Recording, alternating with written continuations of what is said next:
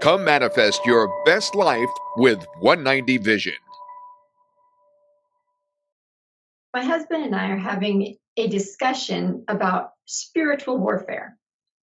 Now, to me, spiritual warfare is always good versus evil, like the angels fighting the demons. And that takes place throughout our lives. That's why, we pray and follow some other things from whatever we were taught growing up. But my husband was saying that spiritual warfare is more of something we go through on a daily basis. I know he has some points that we're going to go over here. So, honey. Hola, beautiful lady. Hello. Will you please share with us some of these points that you are going to bring up about the spiritual warfare that we happen to that comes into our lives on a daily basis? Spiritual warfare that comes into our lives on a daily basis. Well, I don't know how else to describe it. Well, that we encounter on a daily basis, or maybe throughout our life. Well, maybe it matches to what you're thinking about. It's the good versus the evil, with the person caught up in the middle, right?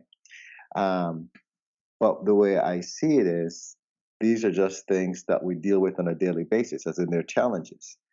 Now, depending on who you talk to, the individual can say that it's because your guardian angels or your protectors are defending you against what the dark side members are doing. So then, if you notice, you're caught in the middle anyway. Mm-hmm. That's that it happens on a daily basis, right? Right. So the points that I'm listing here are taken from something that I saw. It's a guide to help us go along, right? But these are I'd say, the areas that someone would feel attacked if the dark side forces are looking for a way to derail someone, to make sure that they question whether or not they're loved by a force of light, or by the universe, or by God, or whatever someone might refer to God as. These are the things that they go after. So the first one is truth. Okay. Okay. And again, these are not in any specific order. We're just going like the first, second, third, but it's not. It doesn't mean that the first one is the most important. Do you follow? I follow. Mm-hmm. So let's go with the truth. And the reason why this is brought up is each soul has to be able to identify the truth. What is the truth? And what that means is that if you're having a hard time identifying the truth, you can easily be strayed, or you can easily stray, right? You can be convinced to go a different way than your sole purpose is or was. I'll say is, right? So an example would be, I know, and everything we talk about is based on the teachings from the Ascended Masters, because that's what we know, right? That's what we live our lives by. Right. So, for example, the Ascended Masters teach us that in the Bible, it's stated that God made man, and of course, the way they use man in the Bible is a universal term, correct? It refers to male and female.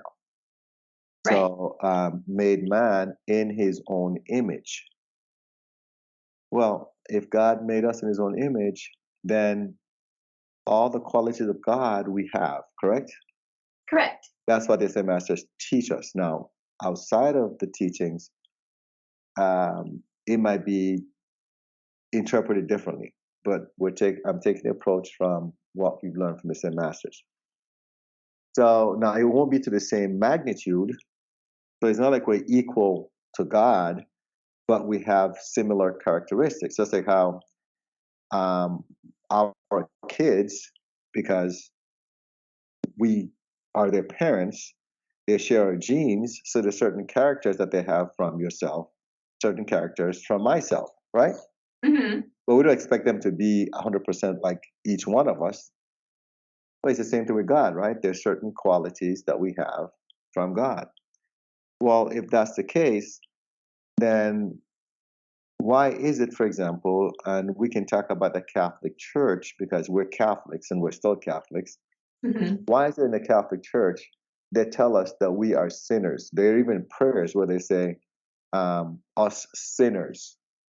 I mean, how do you feel when you say that prayer? And I know we change that part when we get to that, but Right. does you know? To me, that tells us that we're less than God, right? Which we are, but it shouldn't be in an imperfect way. We're less than God in magnitude of what God has. Okay. But what are your thoughts on that? Well, let me go back to your question about when they call us sinners in the Catholic faith, and when we use that term sinners. Um, for me, there was always a lot of guilt and shame and constant worrying about, oh, what, did I do something wrong, or did I create another sin, or is that something I'll have to go and confess to the priest now? So for me, just hearing the word sin creates stress now. I think about stress because you're constantly evaluating yourself to find out, did I do something wrong? And that's how it always felt growing up. Like I was always doing something wrong or thinking I was going to do something wrong. And not like I was purposefully going to do it, but it was just this constant self evaluation. So why do you think about stress now? Do you still Looking back evaluate on it, yourself? well, looking back on how I lived my Oh, life, okay. that was really stressful. Right. So the truth to that then would be what? That we are children of God, right? Hmm. And that we deserve the best in life. And we'll probably come back to that as we move down these points. Um, we are not less than others. For example, they tell us that Jesus is the only Son of God. That's another one, right? Hmm. And so for us to even think that we can do what Jesus has done, even though he told us this, and it's even written in the Bible, he said that everything he's done, we can do plus more. I mean, that's one of your favorite lines, right? My favorite line, and more. Hmm. So the truth is, Jesus said that in the Bible. So it must be true. So Right? we should remember that truth. And everyone may be going through a difficult time. Maybe you're wondering, okay, am I worthy of God? I mean, there are people that actually believe that they're not worthy of God, right? Because they felt they've done so much wrong that God has turned his back on them. Hmm. They're not worthy of his love. They're not worthy of even being in his presence at all. And that would come from the idea that, or from teachings that they've heard where um, they're less than Jesus. They're less than any of their city masters.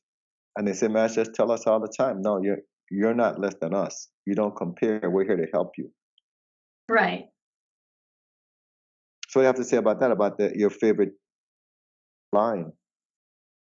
Oh, that's why it's my favorite line. Once it was explained to me through our training, of course, when beloved Jesus came through, what he meant by that statement, that all these things I have done, you can do, and more.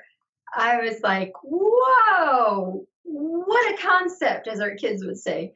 That just blew my mind. So, here he is. He's training us how to do what he did as far as healing the sick and helping individuals to realize that they're more than what they think they are. And of course, there's a whole lot more to that as I'm learning through all the training. So that to me is exciting. It's very exciting. Another point that I'd like to bring up is the idea that there's only one correct religion, that all the other ones are bad, and there's only just this one. Because again, that's something that has to do with identifying the truth. Hmm. From your recollection or your understanding, what has Saint Germain or Moria, even Mother Mary, told us about that? Even Jesus has told us about that.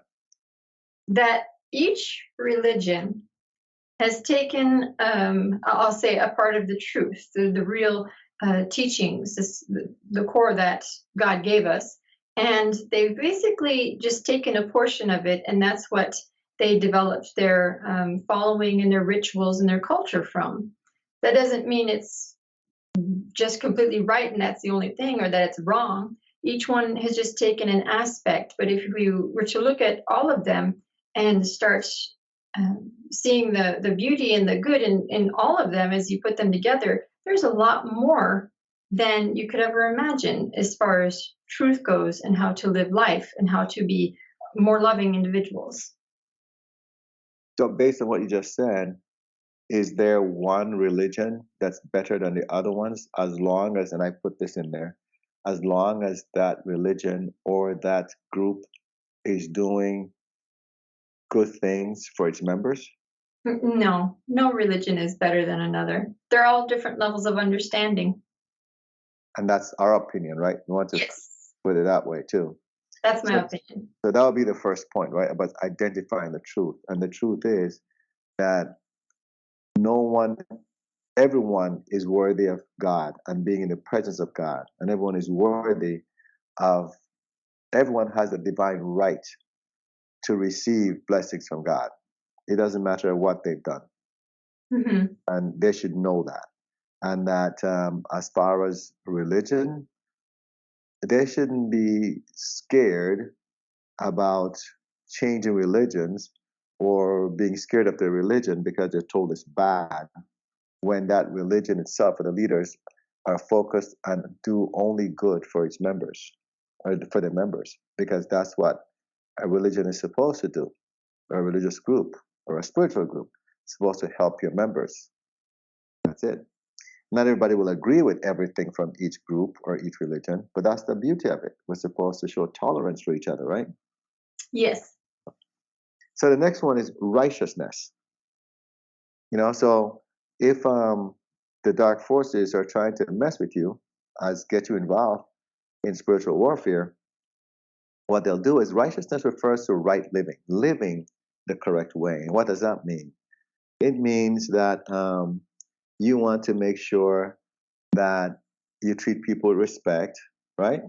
Hmm. That you respect their opinion and their perspective, and you lead by example, as in you live your life as an example. So no matter what's happening, you don't get caught up in it and turn into a negative situation. But the dark forces will do things to try to get you to live the wrong way. To hear the rest of this story, go to 190 Vision TV on Roku TV or Amazon Fire.